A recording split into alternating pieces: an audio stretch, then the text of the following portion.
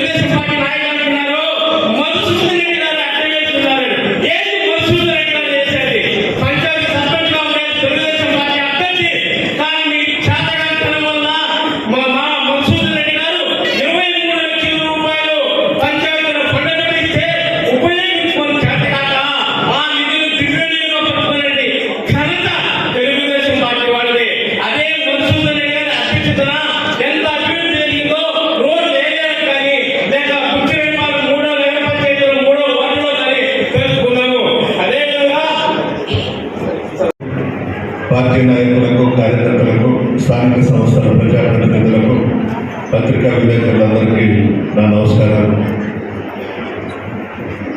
4 సంవత్సరాల 9 నెలలు మన ప్రభుత్వం అధికారంలోకి వచ్చి 2-3 నెలల్లో ఎన్నికలకు పోతా ఉన్నాం.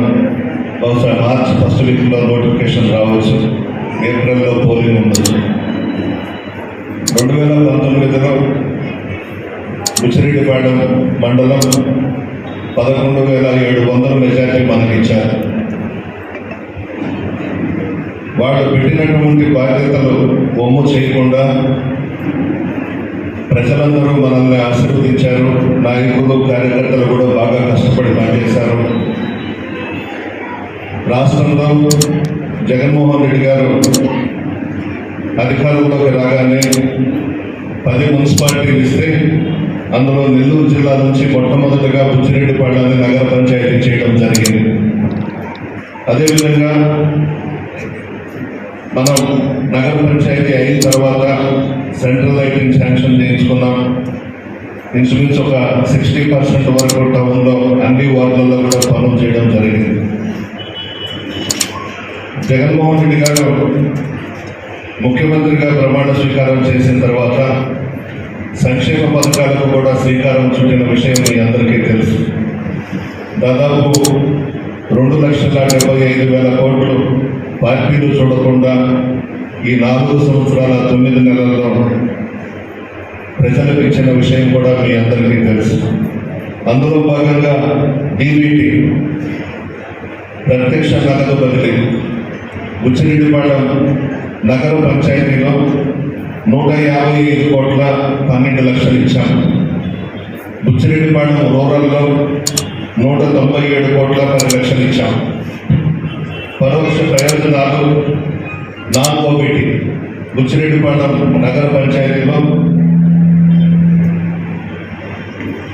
68,64,00,000 ఇచ్చాం. బుచ్చిరెడ్డిపాళెం రూరల్లో 93,32,00,000 ఇచ్చాం. మొత్తం మీద అందించిన లబ్ధి బుచ్చిరెడ్డిపాళెం నగర పంచాయతీలో 223,76,00,000 ఇచ్చాం. DBT non DBT. బుచ్చిరెడ్డిపాళెం రూరల్లో 290,42,00,000 ఇచ్చాం. అక్షరాల బుచ్చిరెడ్డిపాళెం మండలంలో జగనన్న ప్రభుత్వంలో అందించిన సంక్షేమ పథకాల లబ్ధి 514,19,00,000 ఇచ్చాం.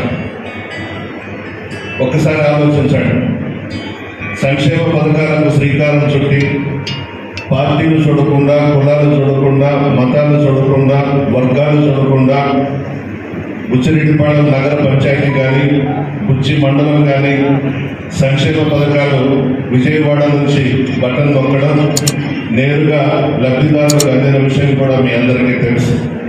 రాష్ట్రంలో దాదాపు 31 లక్షల మందికి ఇళ్ల స్థలాలు ఇచ్చాము. గతంలో చాలా మంది ముఖ్యమంత్రులు చేసిన ఇంత పెద్ద ఎత్తున ఇళ్ల స్థలాలు ఇచ్చిన మన జగన్మోహన్ రెడ్డి గారు. బుచ్చిరెడ్డిపాళెం పట్టణంలో సొంత స్థలాలు లేని పేదలకు మొత్తం 8 లేఅవుట్లలో 2,300 ఇళ్ల పట్టాలు పంపిణీ చేశాం. అదేవిధంగా 300కు పైగా పొజిషన్ సర్టిఫికేట్స్ కూడా ఇవ్వడం జరిగింది.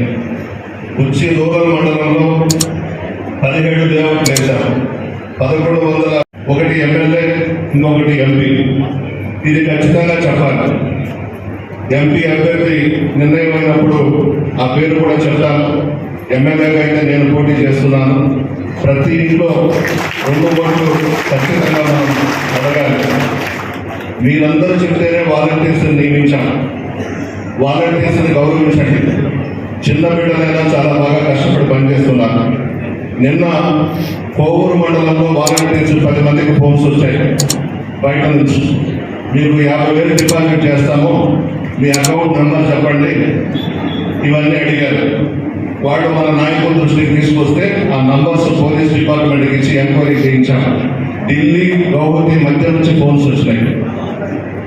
ఇటువంటి వాటిలో నాయకులు, కార్యకర్తలు మీరు చెప్తేనే వాలంటీర్స్ని పెట్టారు కాబట్టి మీరే కొంచెం జాగ్రత్తగా వాలంటీర్స్ అందరికీ కూడా సూచనలు, సలహాలు ఇస్తూ జాగ్రత్త పడండి. మన వాలంటీర్స్ రాష్ట్రంలో డబ్బుకే అమ్ముడు పోయిన వాళ్ళు కాదు. జగనన్న సైనికులు మనం పెట్టుకొని ఉండేది వాలంటీర్స్. అందువల్ల ఆ భయం కూడా మనకు అవసరం లేదు. కాకపోతే ఇటువంటి ప్రయత్నాలు చేస్తారు కాబట్టి మనం కొంచెం జాగ్రత్తగా ఉండాలని చెప్పి మాత్రమే మీకు మనం చేస్తా ఉన్నాను. ఇది నా విషయం, మీ అందరికీ తెలుసు. ఏ రోజు కూడా నేను ఎమ్మెల్యేని, నేను మాజీ మంత్రిని అని మీ వద్ద ఒకరుగా ఏ రోజు కూడా వ్యవహరించలేదు. మీలో ఒకటిగా ఉన్నాను, మీలో ఒక బిడ్డగా ఉన్నాను, ఒక అన్నగా ఉన్నాను, ఒక తమ్ముడుగా ఉన్నానే తప్ప ఎమ్మెల్యే అని చెప్పి ఏ రోజు పొగురుగా ప్రవర్తించలేదు. అందరం కలిసి పనిచేశాం.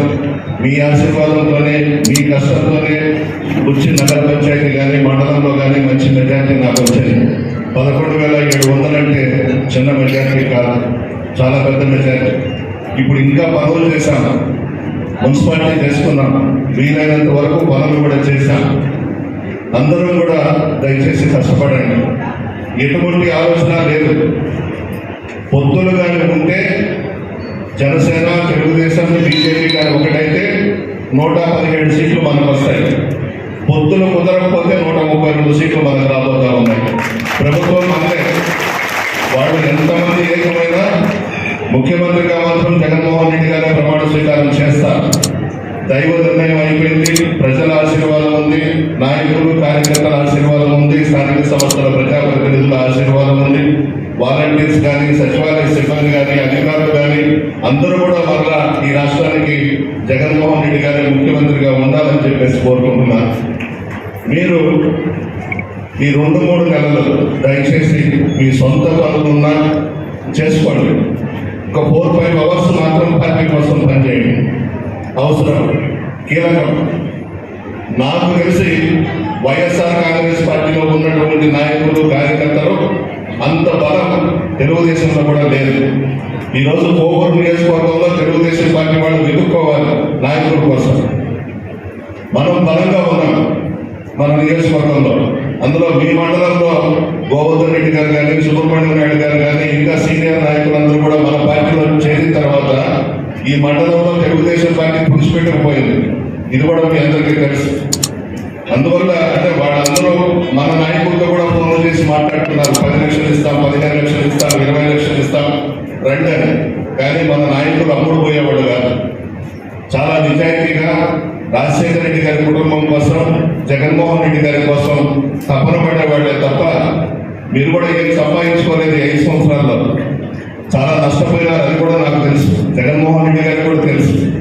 కానీ రాజశేఖర రెడ్డి గారి కుటుంబం, జగన్మోహన్ రెడ్డి గారితో మనం ఉండాలి, ఆయన ముఖ్యమంత్రిగా చూసుకోవాలని రాష్ట్రంలో అన్ని నియోజకవర్గాల్లో ఉన్నటువంటి నాయకులు, కార్యకర్తలు అందరూ కూడా జగన్ గారే కావాలని మళ్ళీ కోరుకుంటున్నారు. అందువల్ల అందరూ కూడా కష్టపడి పనిచేయండి. అందరం కూడా ఒక కుటుంబ సభ్యుల మాదిరిగానే ముందుకు పోతా ఉన్నాం. చిన్న చిన్న మనస్పర్ధలు ఉంటే దయచేసి వదిలిపెట్టండి. పార్టీని చూడండి, జగనన్నను చూడండి, నన్ను చూడండి. చివరిగా ఒక విషయం చెప్తాను. భగవద్గీతలో నీతి వ్యాఖ్యలు ఉన్నాయి. ఎప్పుడైతే నీకు సహాయం చేసిన వారిని పతనం చేయాలనుకుంటావో అప్పుడే నీ అసలు పతనం ప్రారంభమవుతుంది. ఇది ఎవరి గురించి చెప్పానో అర్థం చేసుకోండి. పేరు నేను చెప్పను. నా వల్ల సహాయం ఉంది, ఎక్కడికో పైకి వెళ్ళిపోయి నా మీద విమర్శలు చేసినా నేను పట్టించుకోను. దయచేసి మీరు కూడా పత్రికా విలేకరుల సమావేశాలు పెట్టి వాళ్ళ గురించి విమర్శలు చేయొద్దు, వదిలేస్తాను.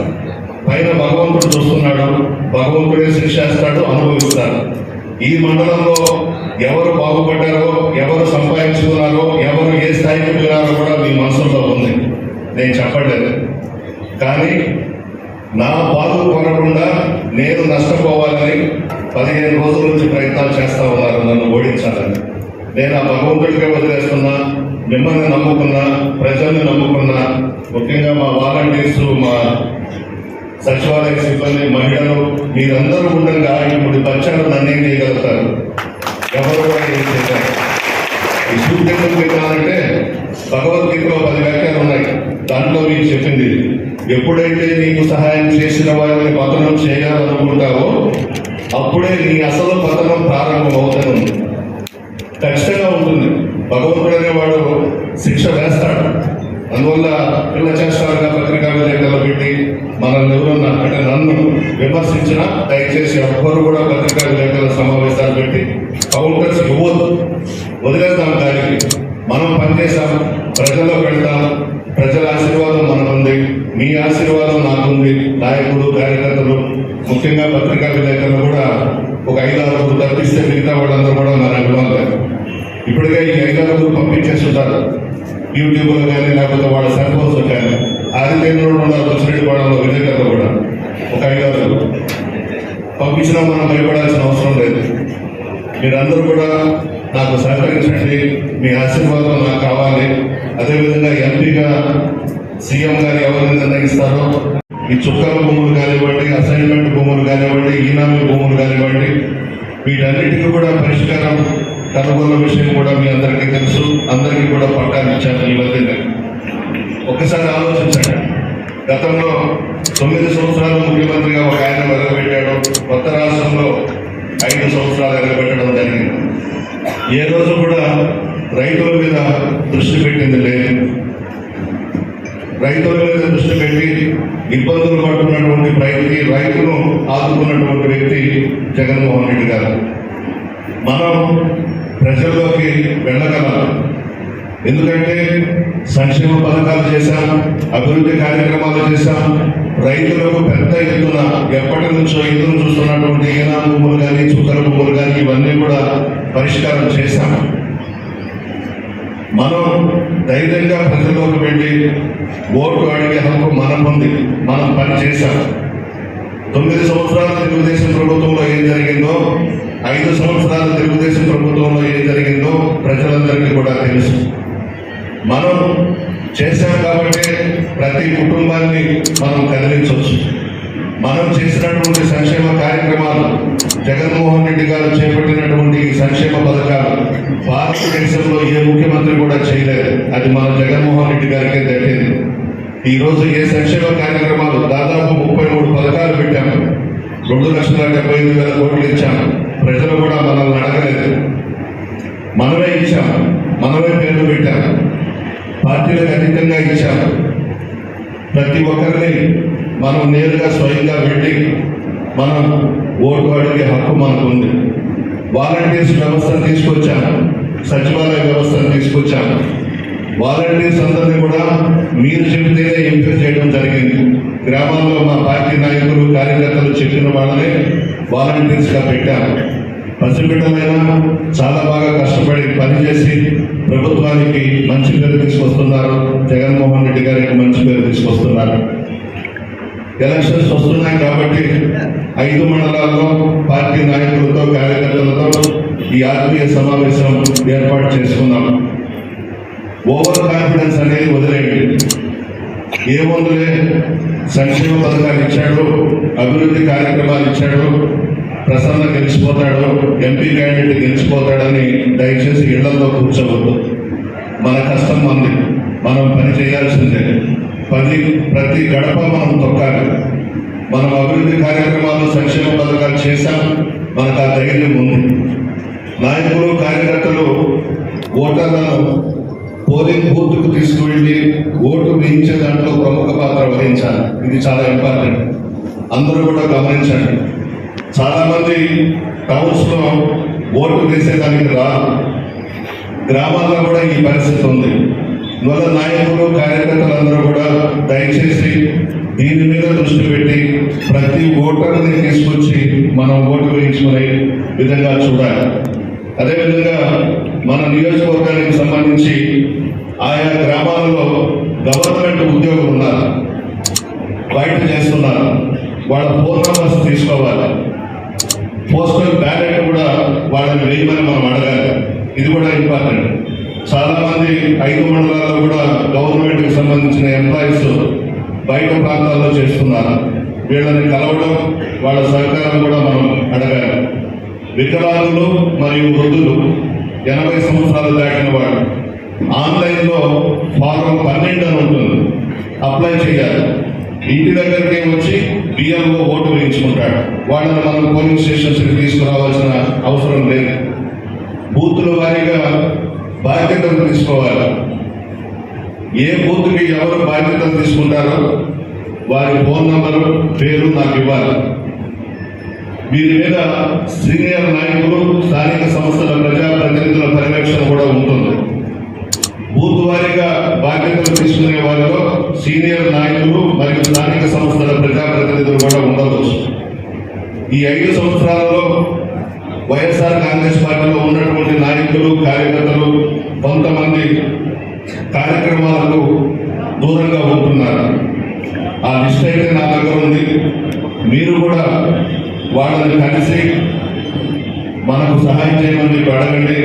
వాళ్ళు కూడా యాక్టివ్ అయ్యే విధంగా మీరు కూడా వాళ్ళని ముందుకు తీసుకురండి. అవసరమైతే నేనైనా కూడా వాళ్ళతో మాట్లాడతాను. ప్రతి గ్రామంలో మన పార్టీలోనే 2 గ్రూప్స్ ఉన్నాయి. కొన్ని గ్రామాలలో, అన్ని గ్రామాల్లో లేవు. దయచేసి ఒకటే మనం చేస్తున్నాను. మీరు ఈ చిన్న చిన్న సమస్యల మీద వర్గాలు పెట్టుకొని పార్టీ నష్టపోతుంది, నేను నష్టపోతాను, పార్టీ నేను నష్టపోతే జగన్మోహన్ రెడ్డి గారు నష్టపోతాడు. వాళ్ళ దయచేసి చిన్న చిన్న మనస్పర్ధలు ఉంటే అవి వదిలేసి అందరూ కూడా దయచేసి పార్టీ కోసం కృషి చేయాలని చెప్పి కోరుకుంటున్నాను. అదేవిధంగా ఇతర పార్టీకి సంబంధించినటువంటి నాయకులు, కార్యకర్తలు చాలా మంది మన పార్టీలోకి వస్తామని ఉన్నారు. ఉత్తరం మొట్టమొదటి నుండి నన్ను, పార్టీని నిలబెట్టుకున్న వాళ్ళకి మాత్రం ప్రయారిటీ ఉంటుంది. వచ్చిన వాళ్ళను కూడా మనం గౌరవించాలి కాబట్టి వాళ్ళను కూడా గౌరవిస్తూ పార్టీలోకి ఆహ్వానించండి. దయచేసి వద్దు అని మాత్రం అనవద్దు. ఈ ప్రయత్నం కూడా మీరు చేయాలి. ఈ 2 నెలల్లో మీకు ఇతర పార్టీల వాళ్ళతో కూడా ఫ్రెండ్షిప్ ఉంది, బంధుత్వాలు కూడా ఉంటాయి. దయచేసి మీ ఫ్రెండ్షిప్ ఉన్నా, మీకు బంధుత్వాలు ఉన్నా, ఈ 2-3 నెలలు మాత్రం కొంచెం దూరంగా పెట్టండి. ఒకవేళ బుచ్చి నగర పంచాయతీలో ఎక్కడైనా కనబడ్డా వాడు కానీ మన ప్రభుత్వం మీద విమర్శలు చేస్తే మీరు తిప్పి కొట్టాలి.